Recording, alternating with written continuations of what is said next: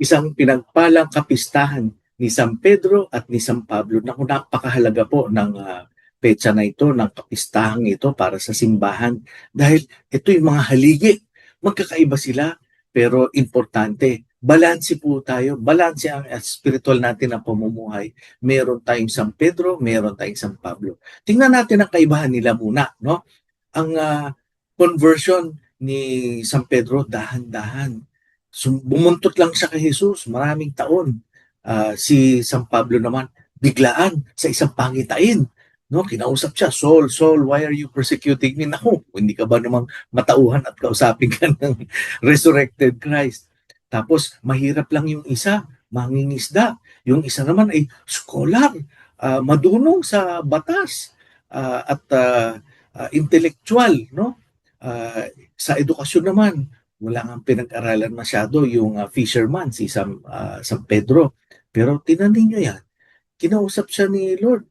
Tinanong siya sa Mateo 16:13.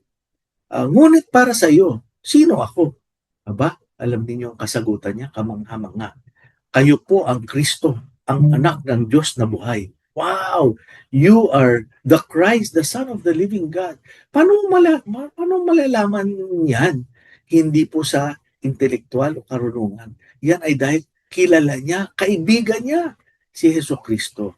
So, si San Pedro, dikit siya kay Hesus Kristo. Si San Pablo, hindi niya nakita kasi hindi naman siya kasama sa unang apostles. Next gen na siya. Kaya vision ang kanya. O, ano naman ang role nila, ano mga function o kaganapan sa kanila? Ay, si San Pedro ay sa Mateo 16:17, sinabi ni Panginoong Hesukristo, "You are Peter, and on this rock I will build my church." Wow! Siya daw ang sandigan ng simbahan. Kaya nga kinikilala natin unang Santo Papa yan, di ba? Si San Pablo naman, ay, nag-mission siya. Maaaring hindi siya opisyalis ng simbahan, pero naku, grabe ang mission niya. Lahat ng hindi naabot ng apostles, ay naku, pinunta niya yung Gentile world.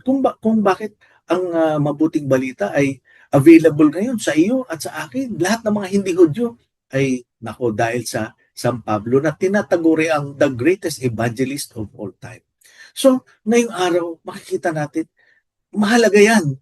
No? Hindi sila masyadong nagkakasundo sa lahat ng bagay, pero magkasama sila. Disipulo ni Jesus, sila ay mga sugo ni Jesus, at dahil sa kanilang dalawa, lumawak ang simbahan. No? Talagang nakarating sa lahat ng dako ng mundo. Ngayon sa atin, anong implikasyon? Kung ano man ang gifts natin kaloob ng Espiritu Santo, tayo ba ay madunong? Tayo ba ay masipag sa gawa? Tayo ba ay masunurin? Tayo ba ay simple? Tayo ba ay komplikado? Ay naku, lahat yan maaari sa kaharian ng Diyos.